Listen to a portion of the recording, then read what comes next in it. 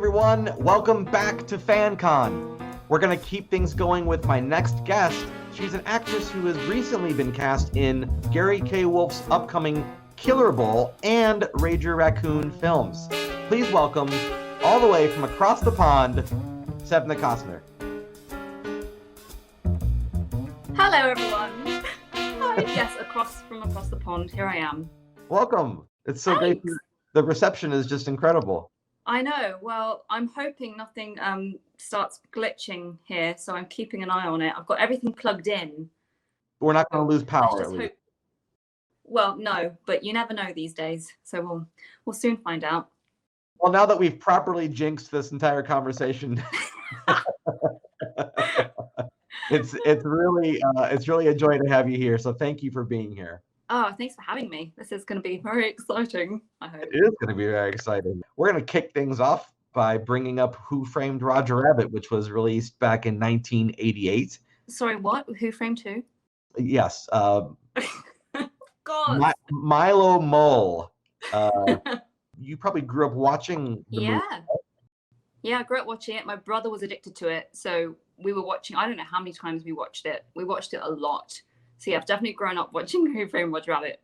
It's interesting when you grow up watching something, because I feel like as a child you sort of are seeing and hearing things for the first time, and certain phrases get stuck in your mind, and then you kind of never hear them the same way again. You know what I mean? Yeah, totally. I mean, actually, I find it quite scary. You know, the shoe, the poor shoe that is killed. Oh my goodness, that is like embedded. I'm scarred for life because of that. So thanks, Gary. You know, it's. I think it's actually a good thing when we try to shelter children nowadays. But I actually think some of the most amazing films were a little bit scary. Oh yeah, totally. I mean, even if you think about some of the Disney stories, like the older, Sleeping Beauty and Snow White, they're pretty dark. Oh, I mean, Maleficent herself is very imposing, and I remember being surprised that she said the word hell in that movie. Gosh, I don't remember being surprised by that. What I can't remember what I was just. It was just the scary part for me was going to Snow White was when she's running in the forest and she's getting attacked by all these trees and that was always so scary. But going back to Roger Rabbit, our villain in there, when his eyes pop out and they'll go all bloodshot and he's got murder in his eyes, his terrifying cartoon eyes, that stuck with me. Judge Doom is truly a terrifying character. Truly pretty scary. Yeah, but I mean, you gotta admit what an absolutely satisfying end to a villain. Oh yeah, definitely. He got it coming. Yeah, I always kind of feel bad when there's a villain that falls off a cliff at the end of the movie. I'm like, yeah, okay. I mean, quite anticlimactic. Yeah, like, oh, we see them fade off into the distance, but how often do you see a villain get like steamrolled and then melted? Oh, he was so scary as well when he was all steamed and he's like, oh, anyway, don't, because it really does kind of bring up some, wounds there. Well, let's bring up some other childhood, more pleasant memories. What kind of cartoons did you grow up on? Oh gosh, well, I mean, I grew up kind of in the late 90s, so a lot of Nickelodeon, a lot of Tom and Jerry. I was addicted to Tom and Jerry. I would binge watch Tom and Jerry for hours. It's an easy show to watch a lot of. And, what's funny about the show is the premise there is very, very simple, but that's probably why it's so effective. Yeah, totally.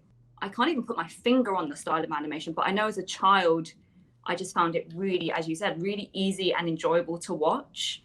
And it was like, what's going to happen this time? Who's going to get who? What's Jerry going to come up with? Yeah, it's such a great introduction to cartoon physics, I think. A lot of those physics get used in Roger Rabbit, where you have safes getting dropped on characters and it's so extreme. They're invincible.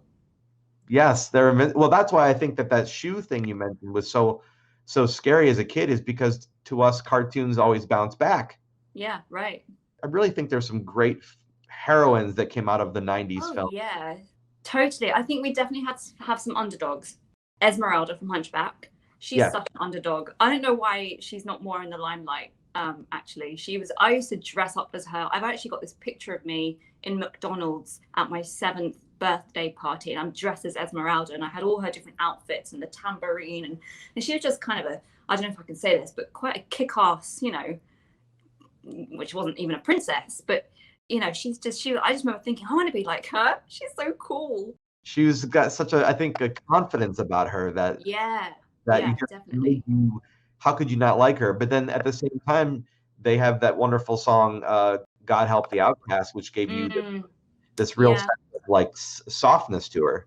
Yeah, it's such a beautiful song, actually. When I go, because those songs had such an impact on me as a kid, and I'm sure it probably has had impact on so many, people who watched these films. But that particular scene, whenever I go into a church, because in England we've got these, cute little villages with like empty churches, and you can just go and there's no one there. If there's no one around, I'll sing that song, and it echoes, and I get all emotional. It's very cheesy. That's lovely. I love that. Yeah, you say that. It's lovely. He's thinking that's really cheesy and weird. No, I think cheesy would be if you walked up onto a hill and started swirling around and singing "The Hills Are Alive." I think that would be a little cheesy. I'd never do that. Are you sure? Never. I've never done that. Never. Well, there you go. Now you got something for your bucket list. But the other one as well is Meg. I don't know if you've watched Hercules. I love Hercules, yeah. But she's another one, again, that we don't really talk about much. It's all about Cinderella and Snow White, and they're lovely and beautiful and great, and they're awesome. But Meg as well, she's pretty cool, and she's got a song as well. I forgot what it's called. It's I Won't Say I'm in Love. That's the one.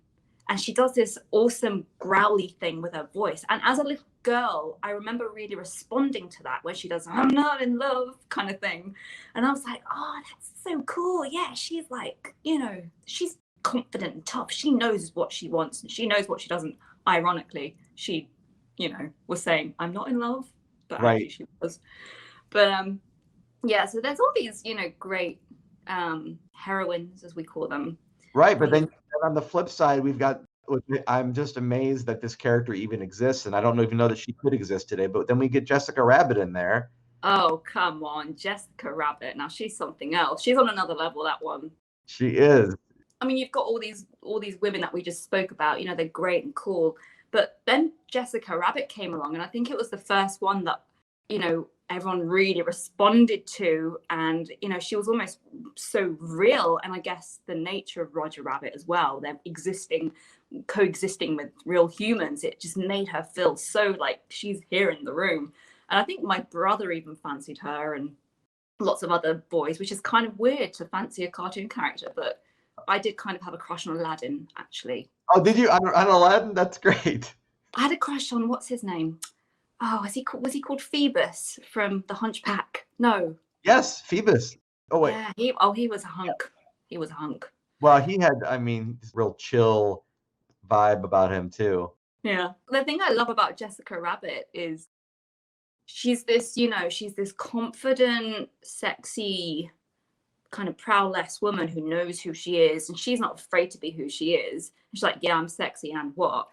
But the best part for me of that entire movie is when we first got introduced to her, and she's coming out on stage, and you've got Eddie saying to Betty Boop, is that Roger Rabbit's wife? And she goes, yeah, what a lucky girl. Yeah. And I'm just like, that is brilliant, because it's true, women just want a funny guy. Well, and she says that later on. It's funny you mentioned this. I was just gonna say this because one of my favorite parts of the whole movie, my favorite lines, is when we finally get a chance for Eddie to go, seriously, what did you see in that guy? And he makes me laugh. It's true though. Oh my gosh, like being able to make someone laugh goes a long way. It's all great being attracted to someone, that's nice, but looks don't last forever. But if you can have a good laugh, and Roger Rabbit does that. For guys all over the world, I think that was such a confidence booster, because it was like, wow, maybe we have a chance with someone like Jessica. You have a chance. Make the girl laugh, guys. We love it. That's perfect. And I also love that scene because Betty Boop was this original kind of sex symbol. And you have back in the 30s or the 40s, or The 30s, yeah. Yeah, right. I can't remember the actress's name now, bless her, but she did the voice of Betty Boop in Roger Rabbit as well, I think. The same I Betty Boop. think you're right. I think Yeah. I think it was Mae Questel, Yeah, I think, yes. I think that was her name. Yeah. almost like a changing of the guard sort of thing. We usher in the color femme fatale. Yeah, right. Is there, if you had the opportunity to be a Disney princess, what sort of attitude would you bring to the role? Oh, if we're talking about the ones that I just discussed, like we just discussed, Sure. I think it would be the kind of thick skin and kind of not afraid, kick-ass confidence of Esmeralda. And that I love the husky voice thing as well. It's great. It's great. The fearlessness, ironically, the fearlessness of Meg.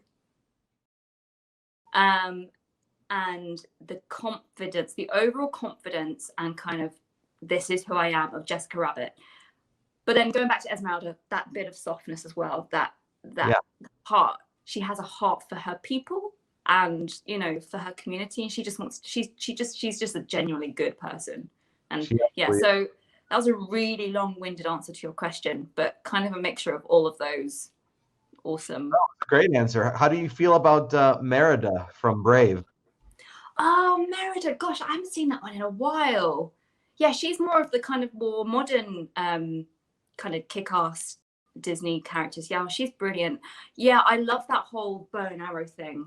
That's really fun, isn't it? Oh, now you say that, I need a bow and arrow as well. And my hair is naturally curly. It's very curly. Really curly. Her hair is out of control. Yeah, mine is like that too. So there we go. So a mixture of all of those, I think, would be You already have an accent that's wonderful as well. Oh, yeah, that's right. She's got her great Scottish accent. And I'm trying to think, actually, are there any Disney princesses that have an English accent? There aren't, which is really strange.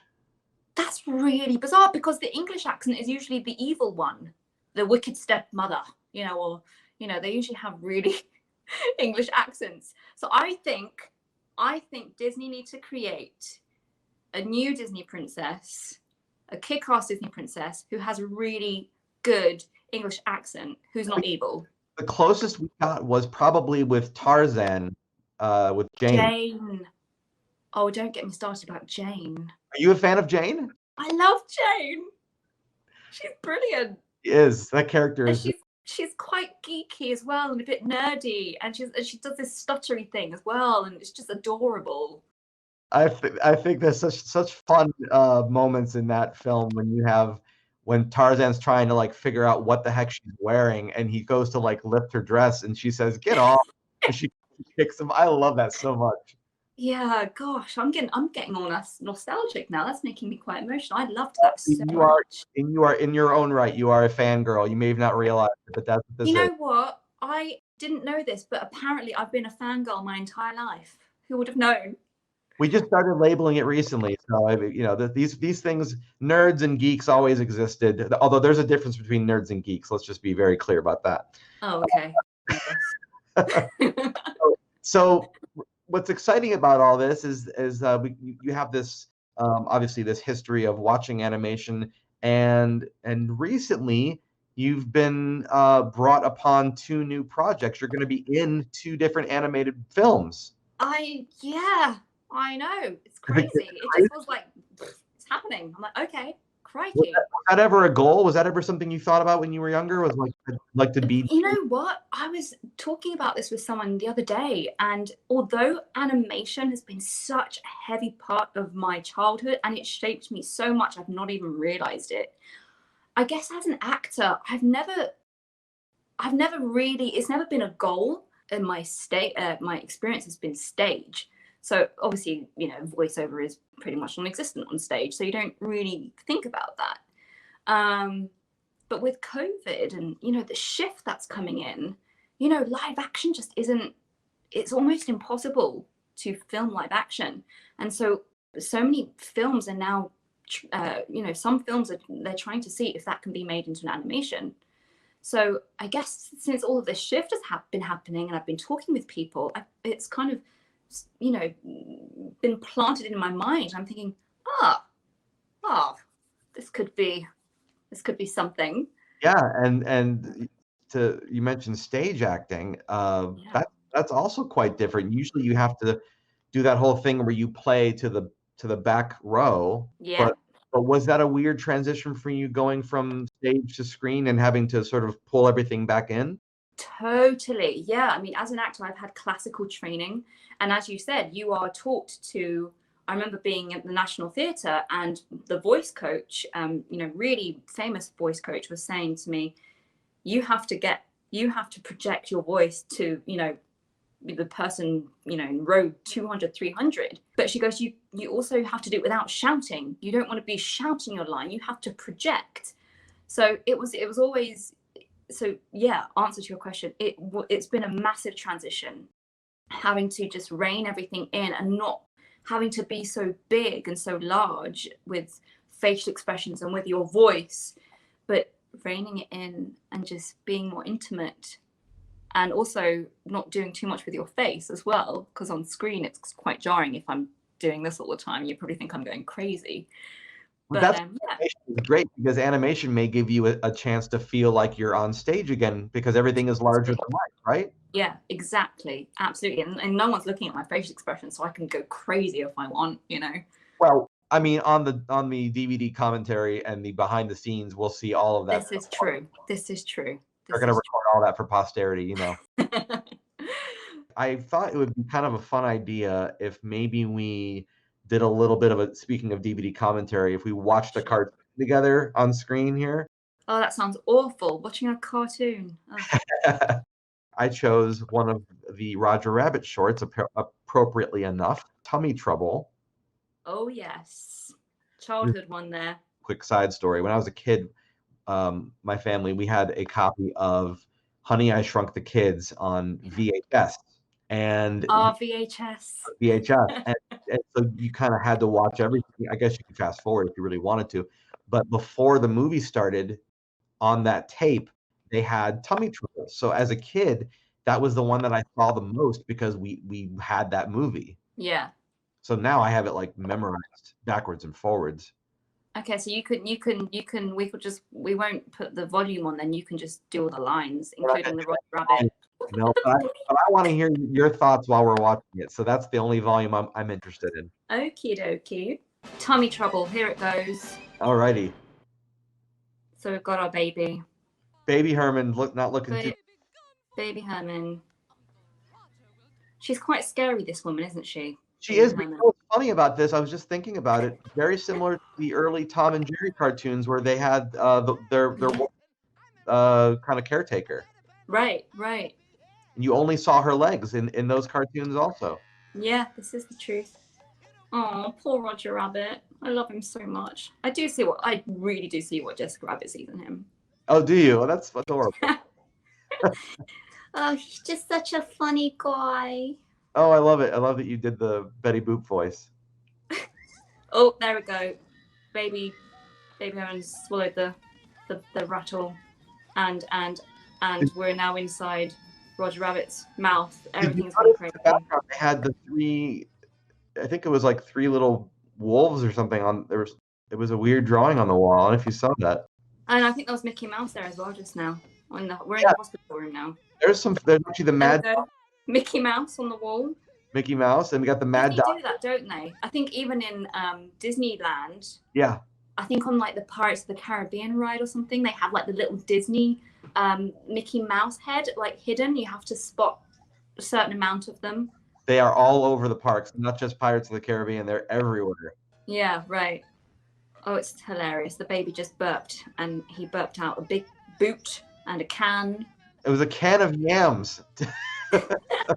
That's so specific. I think that's what makes it so funny, is when you get specific like that, Yeah, right. Oh, look at that rabbit brain picture in the background.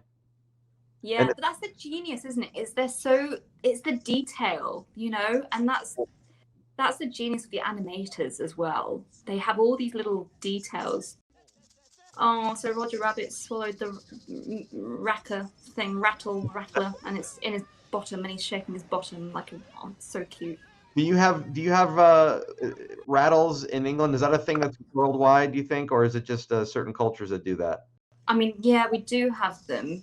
I think we do. I mean, I don't have a baby, so but I haven't seen a rattle for a long time. Yeah. Oh, hello, Jessica Rabbit. Here she comes, rolling the trolley with just one finger. She's got so much like confidence and style. I love that about her. Yeah, that's great. Baby Herman, almost like Baby Chasing Herman her.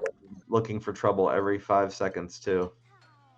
I'm sorry. I just love how she's pushing that trolley of the bottles with just the one finger, and she's like, "This is so easy." Yes. Yeah. This is Roger Rabbit. He's absolutely invincible. I mean, he's goes through ceilings. He gets massive things, dropped on him. yes.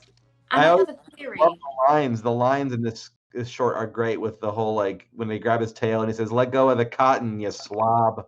Love that. Did you see the sweat coming out from his head like that? Yes. I think that's based on reality, and I shall tell you why. Okay. I was in a spin class once. Once was enough. I never went back.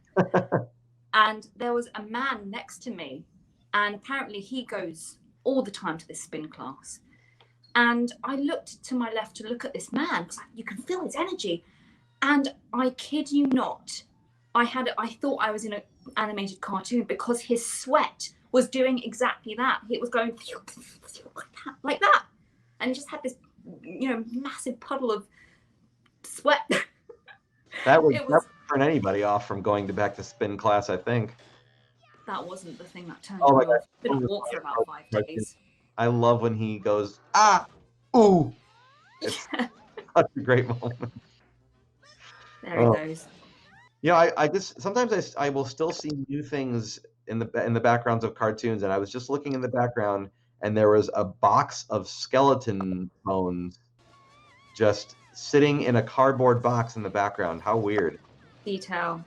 Look at that. Huh. Okay, so he's just fallen down the lift shaft.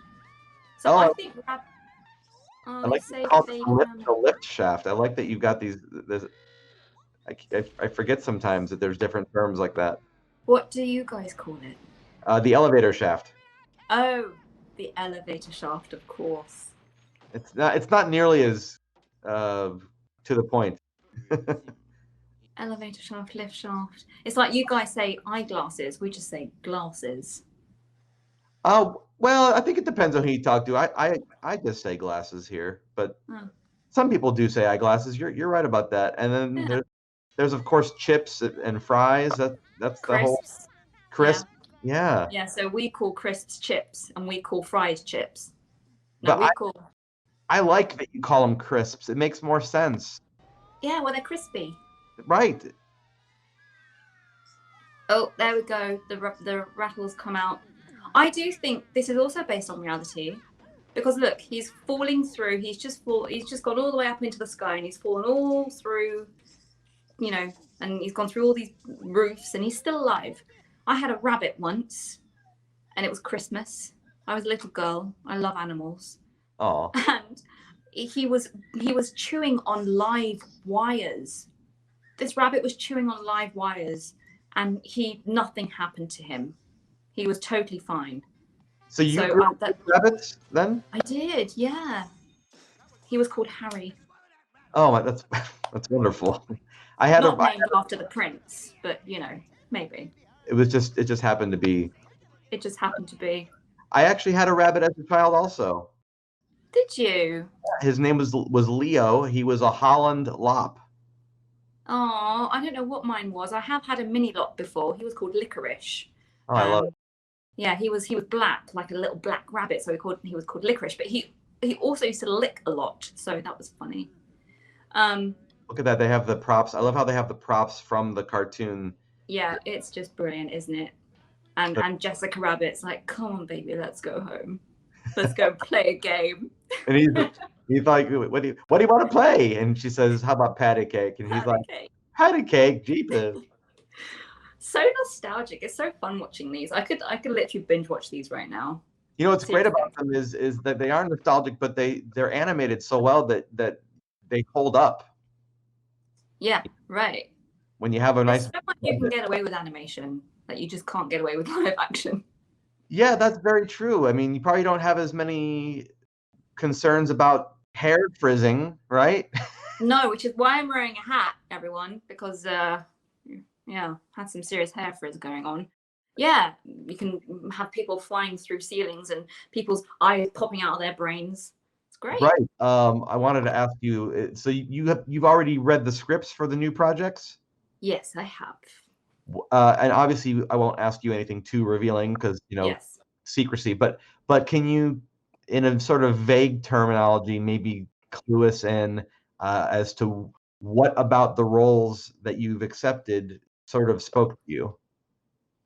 Well, I mean, yeah, so I don't know how much I'm allowed to say, but probably not much, and I don't want to give it away for all our people. Killer Bowl, I guess you could see this if you were to look online, but so you probably know what it's about. It's about this incredible kind of street football soccer game, which gets a little bit wild, and but the character that I get to play, her name is Kristen, and she is the girlfriend of Sam Humphrey's character, TK, and then she later becomes his brother's girlfriend. So we keep it in the family. Oh, Bit of a love triangle going on, but no, I love it because it's gritty. It's quite a grit. It actually made me quite emotional reading it. Even though it's kind of an accidental comedy, it is really funny, but I found it massively emotional, and that's all I'm going to say. But my character, she has real integrity, and I really like that about her. And it's nice. I think it's going to be really nice to see that as an animation, to see a character with she's real salt of the earth, and she has this great character, and she stands for what's right and true, and so that's what I really like about Kristen. And then going to Ranger Raccoon, I'm not the girlfriend this time because I guess it'd be kind of odd being the girlfriend again. I'm kind of more the best friend of the main character, our poor raccoon. Again, I got so emotional reading this script. I don't know why. It just I just felt so sad for the raccoon. I think Gary has this gift of doing that. He's so able to just move you, and it's rare sometimes to be able to read that and have that on a page. Cheryl, the character that I'm playing in Ranger Raccoon, she's the best friend, and she's just another great character. And again, she's another one with integrity, and she will go to the ends of the earth for her friend. So yeah, I think it'll be really nice to have these women portrayed as as animation. when someone sends a script to you, do you go into it knowing if it's going to be a comedy or gritty, or do you discover that as you're reading it? I mean, usually I do know. In this case, this was a slightly unique situation. I was told that it wasn't originally, both of these scripts were not written as comedies. I expected to read a comedy because although they were not intended as comedy, the person giving me the script said, okay, well, this is funny. And so I did find it funny, but I also felt, as I said, massively emotional because there are some serious issues that they bring up, and topics, and certain like father-son dynamics and things like that. But anyway, yeah, so usually I do know the genre, but for this case I was like, oh, okay, so it's meant to be this, but I'll make up my own mind. Are you traditionally a dramatic actress, or have you done a lot of comedic work? I haven't done much comedy actually, so again, kind of with all the stage work I've done, I've always been cast in these really kind of dramatic, emotional roles. Yeah, so it's quite nice to do something that still has that drama and the intensity, but actually it's funny. So the thing I love about this is I don't have to play comedy, and even if I was given something, this is a comedic character, I don't think my instinct would be, right, I'm going to try and be funny. I think my instinct would be, I'm just going to be earnest and be truthful and see if that's funny, hopefully. I think that's the absolute best way to approach it. Honestly, I think comedies are funny when you have people, oddly enough, taking it seriously. Totally, absolutely. Like look at Bob Hoskins in Roger Rabbit. Roger Rabbit. Yeah. He not for a second is playing funny. He's just genuinely. Well, towards the very end of the film, he finally does, and that's what's so weird about it is he's been playing straight the whole time. He's so straight, and it's hilarious as well. It is. You He's gotta so have straight. a good straight man. I think it's almost like you take on being the fall guy, the butt of the joke, so to speak. Right. Yeah. Is there an experience on stage that you've had that you think is going to prove useful to sort of channel those experiences from the past in these current projects? Well, I think all the things you learn doing stage, i.e., physicality and breathing, and relaxation. I think all of that, because right now with this animation, I don't have the luxury of my face, conveying a feeling. It has to all be in my voice and my breath. So my training and my stage experience with having to use breath to convey something, or because if you're 300 rows behind, you're not going to see my tiny expression. So maybe you'll see it in my physicality or a sigh or something. So I think using that, all of that training and that experience in conveying with breath and voice, and how to sound sad, or how to sound really happy. I think all of that training will definitely, hopefully, prove to be useful, but we'll soon find out. Yes, we will. I remember when I first learned about the idea of making someone hear a smile. Yeah, And right. if you're smiling while you're delivering a line, that communicates through to the audio. Mm-hmm. Yeah. And even like with this whole COVID thing and you're wearing masks, and I want the the cashier at the grocery store to know that I'm smiling at them. So I'm trying to use it in my voice, when I'm smiling. Yes, you start realizing your eyes become super important, and your eyebrows, and you just sort of start to emote from here. Yeah, right. Yeah. That's so funny. I haven't talked with anybody else about that, but I've been thinking very similar thoughts when I go out recently. Yeah. And sometimes I've had to say, like, because the person at the cashier looks so sad, I'm like, I promise I am smiling at you. And they're like, oh, okay. Yeah, it's almost like you have to go out of your way now to show kindness. Yeah. And to be expressive as well, because, as you said, you're covered up. So it has to be in your voice and your physicality. For a short time, or I don't know how long you were here, but you were in the States, right? Yeah, I was in the States. Sometimes I don't know where I am. I wake up and I'm like, where am I? England, Cyprus, Turkey? Because, my family is Turkish and I've lived there as well. Oh, I didn't know you lived in Turkey for a while. I actually lived in Cyprus, northern Cyprus, which is just below Turkey. Okay. So sometimes I have no idea where I am. But yeah, no, I lived in the States on and off for about 4 years. My husband is from the States. So yeah, if it wasn't for the travel restrictions, I probably would have, gone and come again. I would have been there probably now, but when you were here, did you ever visit Toontown at Disneyland? I sure did. I did. I loved it. It was so bizarre. I was like, where am I? Yeah, so the way they designed that part of the park, there are no right angles in the architecture. Which is why it's so crazy to the eye. It's like everything is, when you go into those kind of, what are they called, like those funky houses at a fun fair. Fun houses. Fun houses, that's the one. Although I like funky houses, I may have to keep that one for next time. What's the word? Funky house, that'll do. But yeah, when you go into those fun houses and you've got those mirrors that distort you and you look all round and wobbly, that's kind of what it reminded me of. I felt like I was in a fun house and everything was round. And okay. I had a really good hot dog there as well. Really good. I went to Toontown and all I got was this hot dog. It was amazing. Making an area that's so immersive is it's like a good movie. You lose yourself in the experience. Yeah. Do we have time for some fan questions? Can I put some fan questions up for you? Absolutely. Yeah. Okay. All right, so we're gonna do this. And actually, these questions are kind of right in line with things we were already talking about. Oh, So good. very appropriate. We've got one from Tabitha M, and she's asking, what is the hardest part about preparing for an animated film? Hi Tabitha. That's a very good question.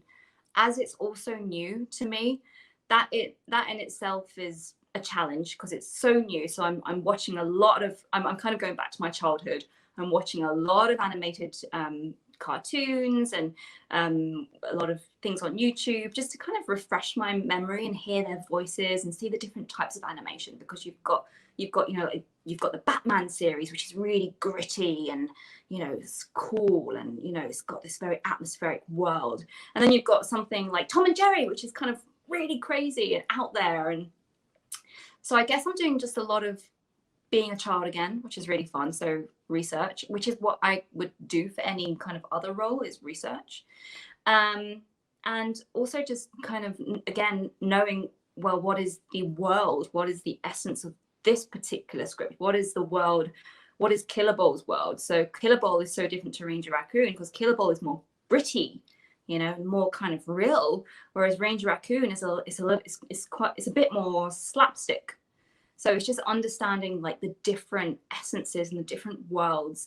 And then when it comes to preparing my actual part, it's okay, well, what will my voice sound like? If it's really slapstick, my doing just a very kind of very, very natural voice might not always work. So I'll probably think, okay, well, I'll maybe do more of a Jessica Rabbit style where she is in the slapstick thing, but she's got this truth in her voice, so although she's got this kind of husky thing going on in this kind of slapstick kind of world, it's almost believable. So I guess, yeah, just figuring out the essence and the world and figuring out where my voice sits and fits in that world. So yeah, but I'm still figuring it out. So maybe ask me again in about 6 months and I'll have more to tell you. That brings up a good point. Speaking of voices, are you going to try to put on a different accent? Well, I do know that for Killer Ball in particular, I'm not sure about Ranger Raccoon yet. I know that they certainly want a British accent. So that's great accent-wise. And then when it comes to the voice, I think having read the script, and this is obviously another kind of decision, a thing that I would discuss with the director and with Gary and with everyone else involved. But I kind of just really hear a really kind of earnest, sincere voice, because the characters in there are so big, as you will find out soon. So I feel like having Kristen as the real salt of the earth character and being that kind of glue, and being that glue in my voice as well, if that makes sense, just being really earnest and real. So these are my current thoughts, but that may change. So no, I like all of that, and I guess what I'm really curious about is if they ask you to do an American accent, can you do one? Oh my God, I could try. I mean, maybe, I don't know. I didn't know if you had already done one in previous acting roles. Yeah, I've done a I did a stage play where I did like this kind of New Yorker, but it was very large. That was like my first comedy that I did, and it was quite she was kind of larger than life character. So yeah, that was kind of my introduction to. That makes me wonder if have you seen, and you mentioned Batman the Animated Series. You're familiar with Harley Quinn, right? Oh yeah, who isn't? She's awesome. So, but that's what I mean. But that version of Harley Quinn, where she has that very strong New York dialect. Yeah, right. Yeah. Was it kind of like that? Did you do that? It was kind of on that. Maybe not as strong as that, because my character in the stage play was like a therapist. Well, she was pretending to be a therapist. But that's what Harley Quinn was also. She was she was a psychologist at Arkham. Yeah, but then she got really crazy. Well, things happen. So, well, that's cool. I'm looking forward to hearing what you all come up with. Yeah, it's going to be fun. I'm so excited. It's such early days, so it's all coming alive. It's beginning to come alive. And well, that's the interesting part, I think, about creating something is obviously there's a goal in mind, but it can be very exciting in the real early stages of it, because that's when Totally. anything's possible, right? Absolutely. And I'm just so excited because, we've got Sam Humphrey on this as well. And, he's, he just seems like such a great guy, and his voice is brilliant. So going back to Tabitha's question, actually, that also will play a big part in what I do with my voice, is hearing what everyone else is doing, Right. And because that's what you would do in kind of any other production, whether it's stage or or screen or whatever it is. It's no point acting in your own little bubble. You're in this all together, so yeah. So I'm really excited to see how it develops, and what Sam comes up with, and how how it all comes together. And yeah, so it's just incredibly exciting. Well, and Sam's from New Zealand, which you can absolutely. He is. So it's like I'm wondering how's that, like, who's gonna choose which way the characters are they gonna be all different sounding? Are they gonna have a sort of unification? Like, that's the interesting part. Yeah, right. Yeah, I don't even know this answer yet. So we will definitely find out in due time, my In due friend. time. Well, here we got time for another question. I'll throw it up on the screen here. Yeah, great. So Tanya asks, how does physicality play a part in voice acting versus on-camera acting? Hey, Tanya. So yeah, another really good question, and I guess we've kind of talked a little bit about it. You did, But, actually, yeah. Physicality plays a huge part. If I'm sitting here totally still, then that's going to affect the way my voice comes out. Whereas if I'm a little bit more, if I'm animated and if I'm moving around and my body's loose, that's going to affect the way my voice sounds. But yeah, obviously physicality is going to be totally different to screen acting, because what I will probably do for the animation, I probably wouldn't do it on screen, depending on what the film is. I will probably most likely be quite animated, that's for sure. And I'll be letting my eyebrows run loose, which they'll be really happy about, because I've had to really train my eyebrows. You have to undo your training for this now. Yeah, you do actually. So yeah, physicality, breath, it all plays a massive part, and it's the way you use your voice for stage, the way you use your voice for a voiceover, and also depending on what the voiceover is, and the way you use your physicality for a close-up on camera, it varies so much. Sure. Because I probably can't get away with certain things on screen that I could easily get away with on stage, and I could probably get away with animation as well, because you can't see what I'm doing, So, I'm reminded about Batman the Animated Series, actually, because I don't know if you knew this, but Mark Hamill would voice the Joker. He would record all his lines standing up. Yeah. I would want to do that as well, for sure, standing. Because the thing is, when you sit down, is your energy drops, right? And for certain scenes on camera, that really works. But for something like animation, where it does require more energy, and in a way you have to work harder, because your voice is the sole thing, obviously coupled with the genius of the animator's work. The voice is, as an actor, is the only thing I have can show you what I'm feeling. So if I'm sat down the whole time with bad posture, like what I'm doing right now, it's going to really affect my voice and how long I can actually speak for, because I'm slouching. And whereas if I'm up or if I'm standing, I can use my energy, and I can I'm more supported as well when it comes to like your diaphragm, and you can breathe better, and you won't get head rush from lack of oxygen. So, right. Yeah, that's right, Tanya. That was probably a really long-winded answer to your question, but there you go. That got me thinking just now. Maybe sometimes the other person isn't giving you something that you can play off of. So, and this is just more of a general acting question. So if you're not getting what you need from the other person, what can you tell us about where you go inside yourself to pull something out of the well? Well, I mean, this is a tough one, actually, because if you think that the actor is not giving you what you need, then you're probably too self-involved.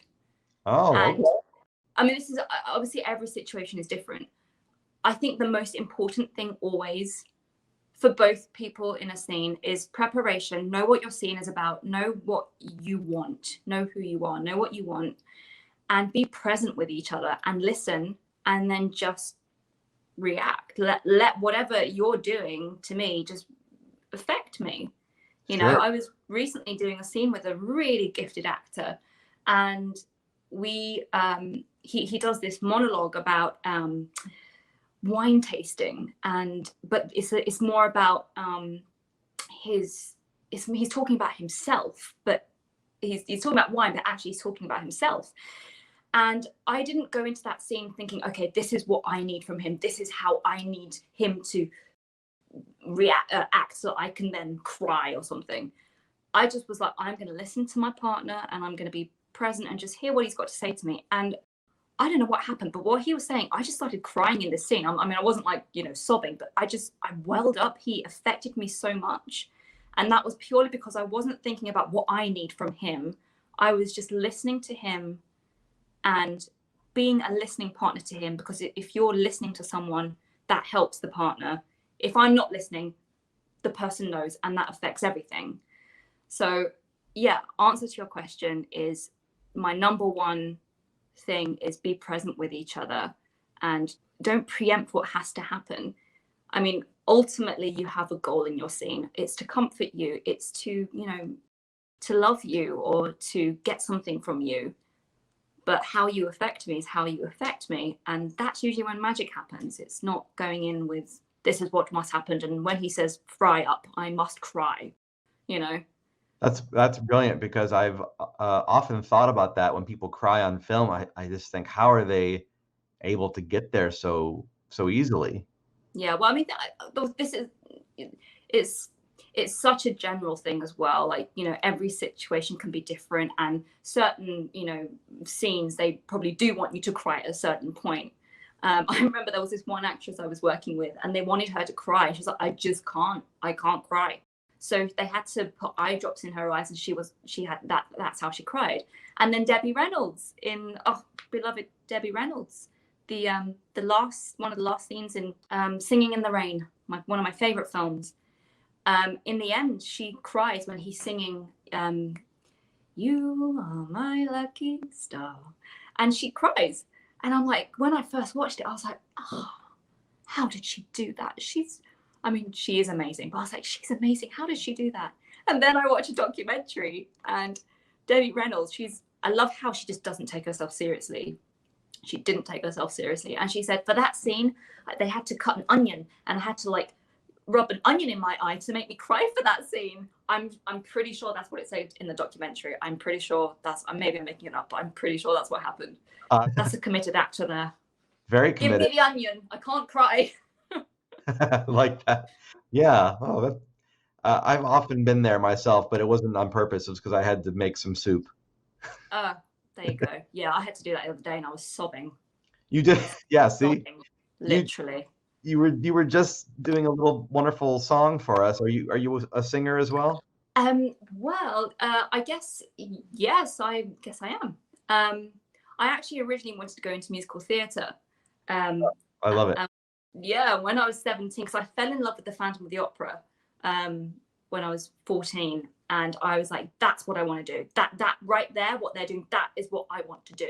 And my whole life, I'd always been dressing up in the garden and singing, and all the neighbours would listen to me. And I don't know if they were thinking, what a terrible voice, but maybe they were. But I would sing in the garden, you know, I'd pretend I'm, you know, Meg or Esmeralda or someone like that. And then when I saw Phantom of the Opera, I was like, that right there. I was living in Cyprus at the time, and I was doing a lot of ballet. And then my ballet teacher said to me, he would come from Turkey every week to teach us. He said, I want to take you to Turkey, because he heard me singing one day in the room when no one was there. And he said, I want to take you to Turkey and audition for the National Izmir Opera. So at one point, I almost started, you know, I was going to become an opera singer, but the opera wanted to take me on, but I said I don't want to live in Turkey. Oh, goodness. Wow, that's quite the I opposite. was scared. I was young. I didn't want to, move away to Turkey, and Sure. but now I kind of think, oh, I wonder. But yes, answer your question, I do sing. Were you ever, because this is something I've never been able to wrap my head around, were you able to master the circular breathing? The circular breathing? Probably not.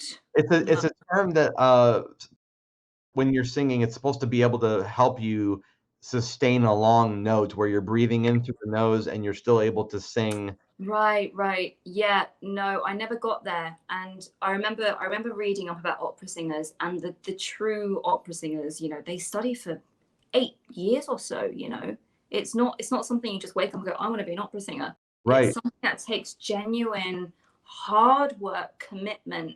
And at the age of 16, I wasn't ready for that. But all these questions are where they're leading to is we got to get you as sort of the next femme fatale Jessica Rabbit singing a big musical number in an animated film. That's really where I wouldn't complain about that.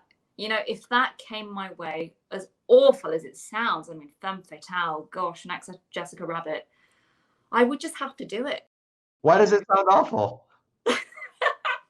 Obviously, it's sarcasm. Yes. I just wanted to see where you're going to go with that. No, I would totally. Yeah, that would be awesome, actually, to do something like that. Well, hopefully, and that song as well, Jessica Rabbit's song, it's just so much fun, isn't it? Her song when she's coming out the stage, and yeah, it's a great tune as well. I always like that kind of husky, kind of jazzy thing. Yeah, it's just so fun to play as well. It's one of those moments in cinema that sort of, I think, will sort of live on forever. It just has that power, and just in that scene. Yeah, I want a sparkly dress as well. I mean, who wouldn't want a sparkly dress? This has been so much fun talking with you. It's been so much fun. And yes, thank you. And we can all look forward to seeing you or hearing you, I should say, in both Ranger Raccoon and Killer Bull at some point. We don't know when. Yes, who knows? Soon, I hope. Yes, I also hope soon. And maybe we'll talk again about it when it gets closer to that point. Yeah, absolutely. Yeah, thanks so much for having me. Well, thank you for being here, and we'll see you on the big screen. Yeah, see you guys. Cheers. Thanks, bye. All right, well, we are at the end of another part of FanCon 2020, so I'd like to once again thank my very special guest, Sevda Costner, for joining us here, and thanks to everyone at home for submitting those great questions, really. We've got lots more FanCon 2020 on the way, so stay tuned for more.